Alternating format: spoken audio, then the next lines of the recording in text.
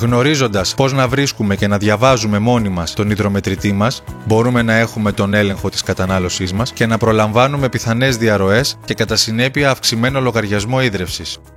Ο πιο συνηθισμένος τύπος μετρητή είναι ο ευθείας ανάγνωσης.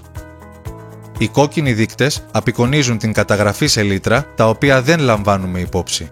Εστιάζουμε την προσοχή μας στα αριθμητικά ψηφία. Αυτά μας δίνουν την ένδειξή μας σε κυβικά μέτρα και είναι η ένδειξη την οποία καταγράφει η ΕΙΔΑΠ. Για παράδειγμα, εδώ η ένδειξή μας είναι 6.579 κυβικά μέτρα. Όταν ο μαύρος δείκτης γυρίζει, σημαίνει ότι τη δεδομένη χρονική στιγμή πραγματοποιείται κατανάλωση νερού στο σπίτι μας, το οποίο είναι χρήσιμο και στην αναγνώριση εσωτερικής διαρροής.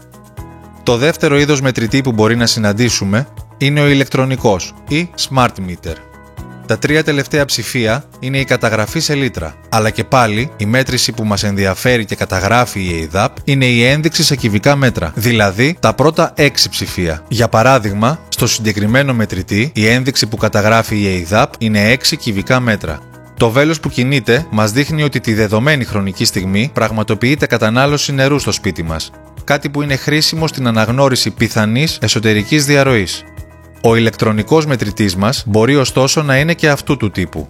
Τα τρία τελευταία ψηφία είναι η καταγραφή σε λίτρα, αλλά και πάλι η μέτρηση που μας ενδιαφέρει και καταγράφει η ΕΙΔΑΠ είναι η ένδειξη σε κυβικά μέτρα, δηλαδή τα πρώτα 5 ψηφία. Για παράδειγμα, στο συγκεκριμένο μετρητή η ένδειξη είναι 3.144 κυβικά μέτρα. Το βέλος που κινείται στα αριστερά μας δείχνει ότι τη δεδομένη στιγμή πραγματοποιείται κατανάλωση νερού στο σπίτι μας, το οποίο είναι χρήσιμο και στην αναγνώριση εσωτερικής διαρροής. Η διαφορά που προκύπτει από την παρούσα και την προηγούμενη ένδειξή μας δίνει την κατανάλωσή μας σε κυβικά μέτρα. Στο μέλλον θα μπορούμε να στέλνουμε μόνοι μας την ένδειξη του μετρητή μας στην ΕΙΔΑΠ ηλεκτρονικά, εάν το επιθυμούμε.